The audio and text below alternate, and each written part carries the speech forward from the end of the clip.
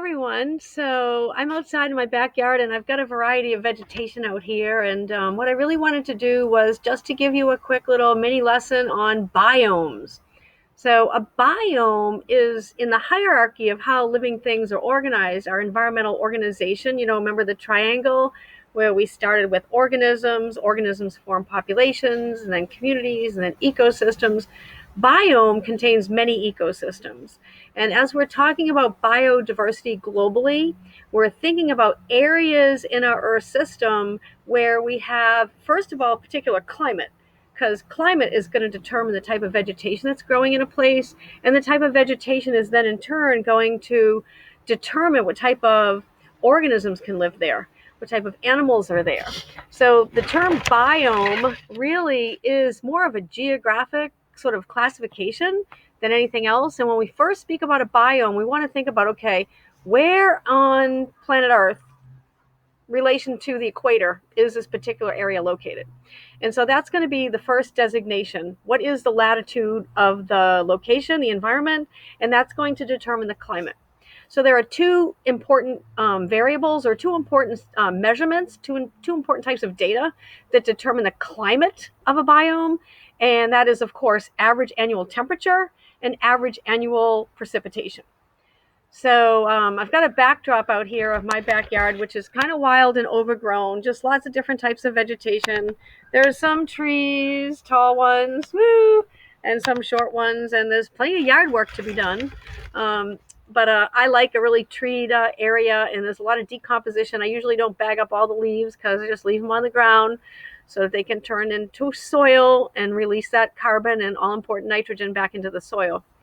So when we look at latitude, that determines climate. When we look at climate, that determines vegetation. So there are particular designated biomes on planet Earth, and you guys are well familiar with them. If you start at the northernmost latitudes where we've got permafrost and things are frozen, the ground's frozen, we're talking about the tundra. That's an alpine area. It's south of the ice caps of the Arctic and extends across North America and Europe and in Siberia. And these are like the coldest places, very short growing season. The ground is completely frozen in the wintertime. That's permafrost. And then the average precipitation is only about 10 to 12 centimeters per year. So it's very dry, actually. And so the type of organisms that can grow there are limited, maybe lichens and moss and grasses and shrubs. And of course, there are some animals that are well adapted to live in the tundra, and those include reindeer and caribou and wolves and the Arctic hares, the Arctic fox, and snowy owls, right? As we move southward in the Earth system, we come to the taiga.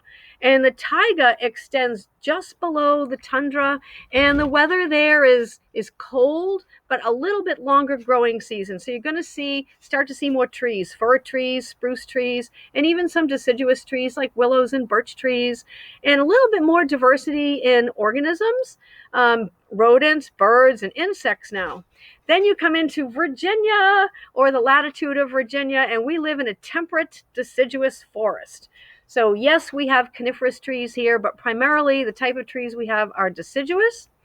We have a diverse amount of vegetation. We have a much milder climate. Well, we've got a hot and a humid summer usually.